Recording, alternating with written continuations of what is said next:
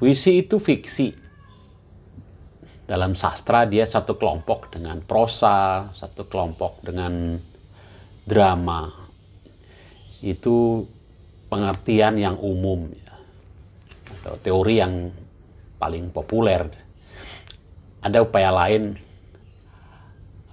penyusun teori yang lain, misalnya membedakan puisi itu dengan fiksi gitu. Saya penganut yang pertama.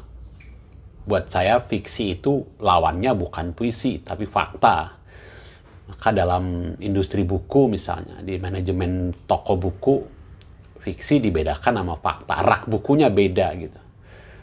Kalau fakta disebut, buku-buku yang berdasarkan fakta disebut non-fiksi. Buku biografi, buku agama, buku tips, how to, itu digolongkan non-fiksi.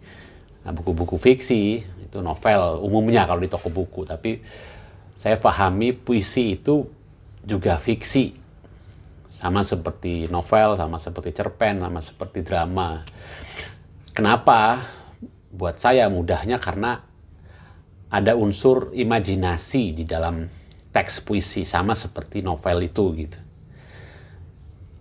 Maka disebutlah cerita rekaan. Jadi pengarangnya mereka sesuatu yang tidak ada atau sesuatu yang berangkat dari sebuah fakta kecil yang dikembangkan dengan rekaan, dengan kemampuan imajinasi. Itu sama sekali atau terbatas sekali dilakukan oleh pengarang biografi misalnya, atau penulis sejarah. Dia benar-benar harus disiplin dengan fakta, tidak boleh berimajinasi, tidak boleh berkhayal, tidak boleh mereka.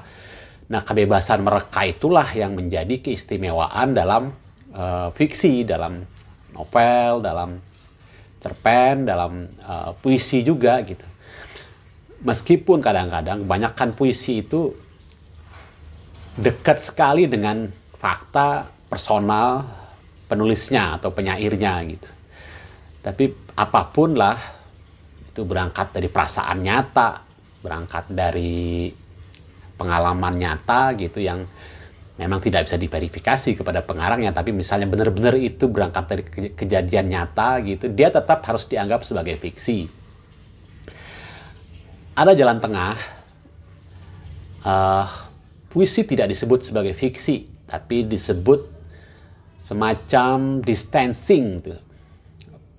Menjarakkan fakta dari faktanya gitu, ada penjarakan gitu, dan jarak itulah yang membuat ruang seperti ruang yang tercipta oleh imajinasi dalam karya fiksi. Jadi buat saya, apakah puisi disebut sebagai non-fiksi yang berjarak dengan fakta atau disebut sebagai fiksi, dia tetap ada ruang untuk berimajinasi. Puisi-puisi saya misalnya, saya tetap membuat jarak dengan fakta itu dengan seperti teori yang sangat populer gitu, bahwa dalam puisi itu, bahasa puisi itu kan dia diolah oleh penyair dengan distancing, ya penjarakan tadi itu, atau replacing, pergantian makna, dan distorting atau didistorsikan, dikaburkan fakta-faktanya dengan bahasa puisi, dan itulah ajang permainan puisi, itulah wilayah estetisnya puisi. Dan maksimal di prosa juga tentu ada yang kita bisa melakukan itu, tapi ya maksimal hal itu maksimal sepenuh-penuhnya diberikan kesempatan kepada penyair untuk melakukan hal tersebut di dalam puisi-puisinya. Maka buat saya yang paling nyaman adalah puisi adalah fiksi, seperti prosa, seperti drama. Prosa itu terbagi menjadi novel atau cerpen, dan bentuk-bentuk prosa lain, fiksi mini gitu. Itu paling nyaman, itu paling memungkinkan kreativitas. Sumbernya tentu seperti Kunto Wijoyo bilang,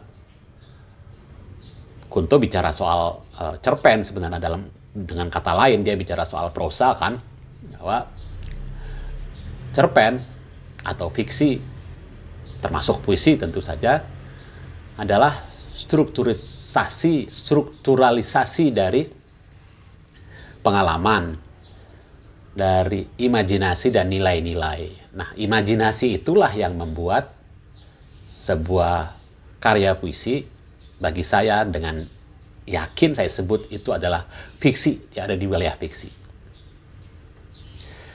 Terima kasih.